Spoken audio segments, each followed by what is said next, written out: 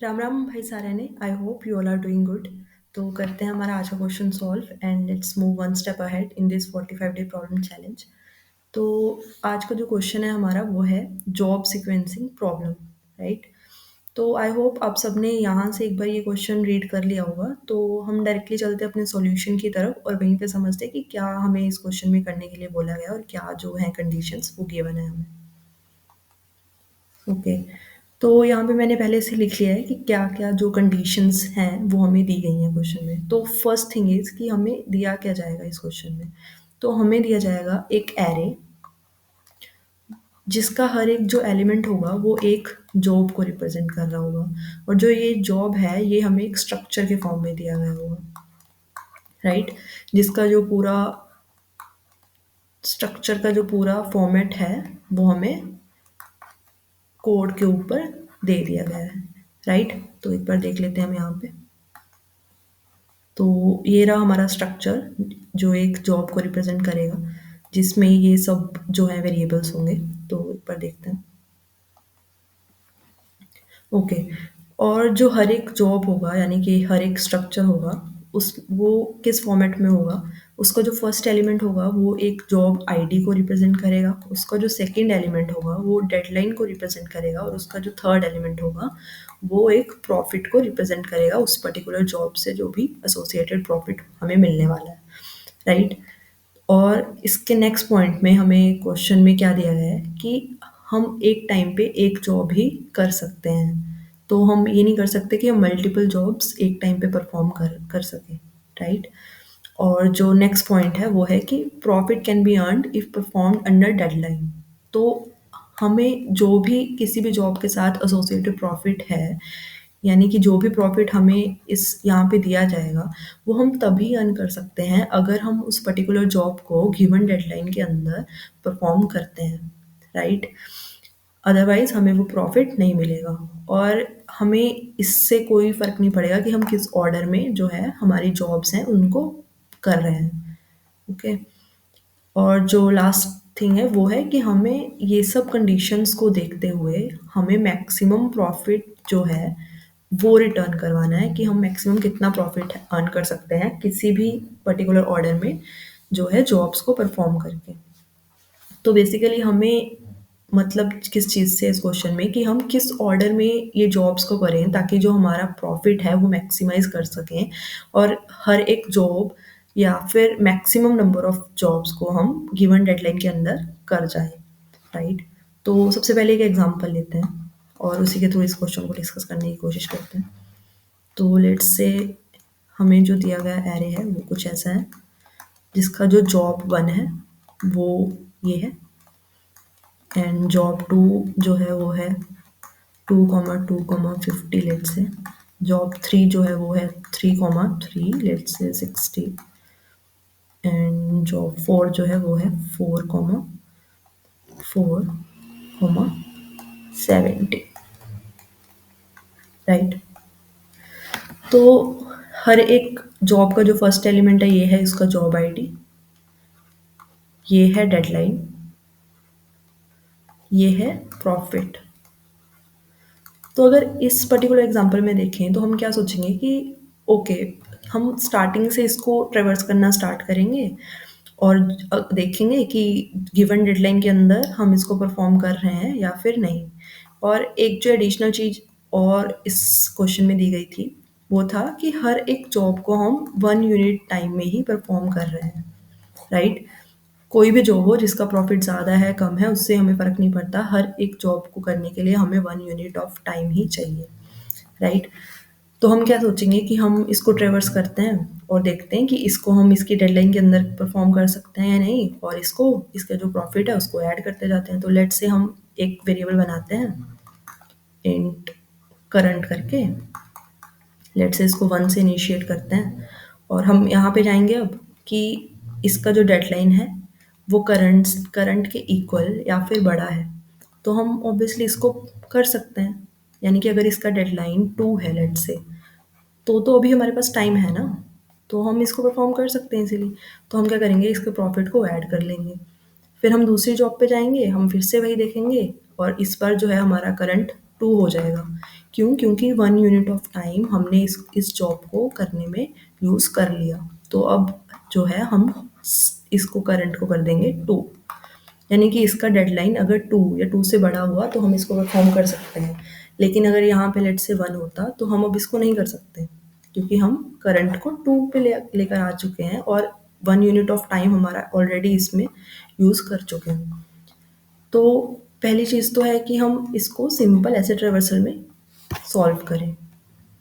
लेकिन अगर इस पर्टिकुलर एग्जांपल में देखोगे तो ये जो चीज़ है ये हमारी वर्क कर जाएगी। लेकिन अगर मैं कहूँ कि लेट्स से यहाँ पे भी 2 है और यहाँ पे भी 2 है, यानी कि ये जो लास्ट वाले जो दोनों हैं इनका भी जो डेडलाइन है वो 2 ही है। तो क्या हम इसको सीधा एक ट्रावर्सल में डायरेक्टली जाते-जाते सॉल्व कर पाएँगे? देखते हैं एक बार। तो हम सबसे पहले जाएँगे इस पे, हम बोलेंगे ओके हमने 40 प्रॉफिट अर्न कर लिया, राइट? और जो हमारा करंट था उसको हमने 2 पे कर दिया। फिर हम आए इस पे और हमने बोला कि 2 है, ओके हम इसको भी कर सकते हैं। तो हम 50 और इसमें ऐड कर देंगे और जो हमारा करंट है उसको अब कर देंगे 3। इसके बाद जब हम यहाँ पे आएँगे तो हम देखेंगे कि इसका डेडलाइन तो था 2, जो कि क्रॉस हो चुका। अब तो हम 3 पे आ गए हैं, तो हम इसको परफ़ॉर्म नहीं कर पाएँगे, इसको भी नहीं कर पाएँगे, राइट? तो इस केस में हमारा जो आंसर होगा, हमारी अप्रोच के अकॉर्डिंग वो तो होगा 90। लेकिन अगर हम देखें कि अगर हम सबसे पहले लेट्स से ये वाला जॉब परफ़ॉर्म करते, तो हमारा प्रॉफ़िट होता 70। फिर हम second second amount of time में हम क्या करते कि हम ये वाला जॉब परफ़ॉर्म करते और हमारा जो प्रॉफ़िट होता वो होता 60, राइट? इसके बाद अगर हम ये वाली जॉब्स नहीं भी परफ़ॉर्म करते तब भी इस केस में जो हमारा प्रॉफ़िट होगा वो मैक्सिमम होगा, राइट? तो ये वाला जो हमारा अप्रोच है वो तो गलत हो गया, यानी कि हम डायरेक्टली सीधा-सीधा जाकर इसको एक ट्रावर्सल में सॉल्व नहीं कर सकते। ओके, तो अब हम बोलेंगे कि ओके, तो हम ये कर लेते हैं कि जो मैक्सिमम प्रॉफ़िट वाली जॉब्स हैं, सबसे पहले उनको उनको कर लेते हैं। तो ये जो अप्रोच है, ये तो काफ़ी हमें सही लग रहा है कि हम पहले इसको करेंगे, फिर इसको करेंगे, फिर देख लेंगे कि अगर ये जॉब पॉसिबल है तो हम करेंगे, नहीं तो नहीं करेंगे। तो देखते हैं हम इसी एग्ज़ाम्पल में जो कि हमने पहले लिखा हुआ था, कि इस केस में ये वर्क कर रहा है या नहीं। तो इस केस में हमने क्या बोला कि हम सबसे पहले 70 करेंगे, फिर 60 को ऐड कर लेंगे और यहाँ पे ये वाले जो 2 जॉब्स होंगे, ये तो हो जाएँगे हमारे स्किप, क्योंकि इसी पॉइंट पे हम जो हमारा जो करंट हो चुका होगा वो 3 आ जाएगा। तो हम इसके अकॉर्डिंग तो अब ये वाले दोनों जॉब्स नहीं कर सकते, राइट?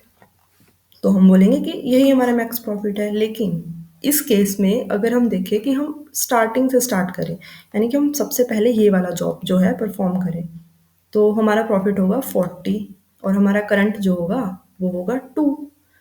तो हम ये वाले जॉब पे आएँगे और ये भी हम कर सकते हैं क्योंकि करंट अभी भी इसके इक्वल है, डेडलाइन अभी भी क्रॉस नहीं हुआ है, तो हम इसको भी ऐड कर लेंगे। फिर हमारा हो जाएगा करंट 3 के इक्वल, लेकिन इसका भी डेडलाइन अभी भी क्रॉस नहीं हुआ है, तो हम इसको भी ऐड कर सकते हैं। और हम फाइनली करंट जो है हमारा 4 के इक्वल भी हो जाएगा, तभी भी हम इसको भी ऐड कर सकते हैं। तो इस पर्टिकुलर केस में तो हमारा मैक्सिमम प्रॉफिट है जो इतना होना चाहिए। लेकिन ऐसे अगर हम सोचेंगे कि मैक्सिमम प्रॉफिट वाला ही जॉब पहले कर लें, तो हमारा उस केस में तो प्रॉफिट इतना ही होगा। तो हमारा जो है ये अप्रोच भी गलत हो गया। तो अब चलते हैं कि हमें करना कैसे है फिर इस क्वेश्चन को अप्रोच, राइट? तो हमने क्या सोचा कि हम सबसे पहले क्या करेंगे, एक करंट वेरिएबल बनाएँगे, जैसे हमने ऊपर बनाया था। अब हम क्या करेंगे कि हम जैसे हमने सोचा है कि हम सीधा-सीधा ही ट्रैवर्स करना स्टार्ट करेंगे और सबसे पहले क्या कर लेंगे, इस लूप को रन करने से पहले हम जो पूरा जो हमें गिवन एरे है, उसको सॉर्ट कर लेंगे अकॉर्डिंग टू डेडलाइन्स। यानी कि जिस जिस भी जॉब का डेडलाइन सबसे पहले है, हम सबसे पहले सपोज़ करेंगे कि हम उसी जॉब को परफ़ॉर्म कर रहे हैं, राइट? तो हम इसको ट्रैवर्स करेंगे अप टू एन।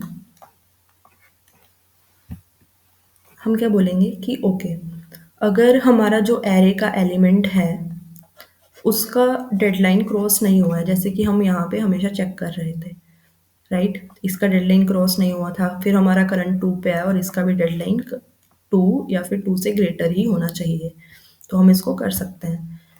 तो हम बोलेंगे क्या कि अगर हमारा एरे का जो एलिमेंट है ये, यानी कि प्रॉफिट है, एरे डॉट जो हमारा प्रॉफिट होगा वो हमारा greater than equal to current है। तो हम क्या करेंगे कि हम यहाँ पे एक कंटेनर लेकर चलेंगे। तो अभी हम डिस्कस नहीं कर रहे कि हम कौन सा कंटेनर लेंगे, राइट? तो मैं चाहती हूँ कि आप उसको खुद से देखो कि हमने कैसे ये देखा कि हम कौन सा डेटा स्ट्रक्चर जो है इसमें यूज़ करने वाले हैं। बताने को तो मैं यहाँ पे भी बता सकती हूँ कि हम कौन सा डेटा स्ट्रक्चर यूज़ कर रहे हैं, हम उसी को उसको पहले से ही लेकर चलेंगे, लेकिन फिर वो समझ नहीं आता है कि हम कैसे, अगर कोई नया क्वेश्चन आता है उसको कैसे अप्रोच कर रहे हैं, हम कौन सा डेटा स्ट्रक्चर यूज़ कर रहे हैं या फिर जो भी है हम कैसे यूज़ कर रहे हैं।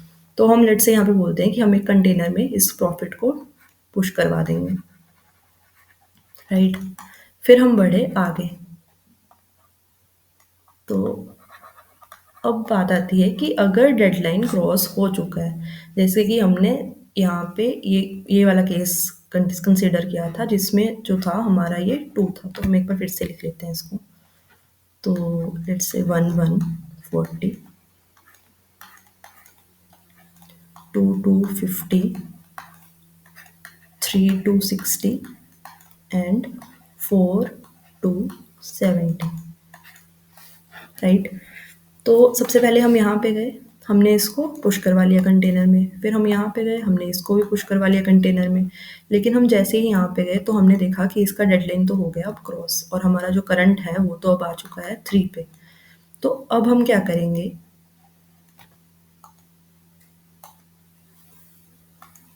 हम देखेंगे कि इसके पीछे वाले एलिमेंट्स जितने भी हमने इस कंटेनर में पुश करवाए हैं, उसमें से कोई भी जो एलिमेंट है ऐसा है जिसका प्रॉफिट इसके प्रॉफिट से कम है, राइट? तो बेसिकली ऊपर भी हमारा जो क्वेश्चन था मेन वो यही था कि किस ऑर्डर में हम इसको परफॉर्म करवाएं। तो सबसे पहले तो हमने यहाँ पे सपोज कर लिया कि हम इसी ऑर्डर में चल रहे हैं, डेडलाइन के इंक्रीजिंग ऑर्डर के फॉर्म में, राइट? तो इसी ऑर्डर में हम चल रहे हैं, लेकिन अब यहाँ पे आके हमने देखा कि हमें ये पर्टिकुलर जॉब को पहले परफॉर्म करवाना चाहिए या फिर नहीं। तो हम ये कैसे देखेंगे कि अगर इसके पहले वाले एलिमेंट्स जितने भी हमने पुश करवाया उसमें से कोई भी ऐसा एलिमेंट है जिसका जो प्रॉफिट है इससे कम है, तो हम क्या चाहेंगे कि हम उसकी जगह इसको परफॉर्म करवाते, राइट? क्योंकि टाइम तो है वो 1 यूनिट ही यूज़ होगा सब में, तो हम पहले अगर इसको इसको करवा लेंगे तो हो सकता है कि एंड में हम इसको ना करवा पाएँ, लेकिन वो तो बेटर केस होगा ना, क्योंकि हमने ज़्यादा प्रॉफिट वाला एलिमेंट तो ऑलरेडी इन कर लिया। तो अब हम क्या करेंगे, अब हम देखेंगे कि इस कंटेनर में कोई भी ऐसा एलिमेंट है क्या जिसका जो प्रॉफिट है वो इसके प्रॉफिट से, हमारे करंट एलिमेंट के प्रॉफिट से कम है या नहीं। तो अब बारी आती है ये सोचने की कि ये कंटेनर क्या होना चाहिए जिससे हमें ये पता चल पाए कि इसके पहले वाले एलिमेंट्स में से कोई ऐसा एलिमेंट है या नहीं।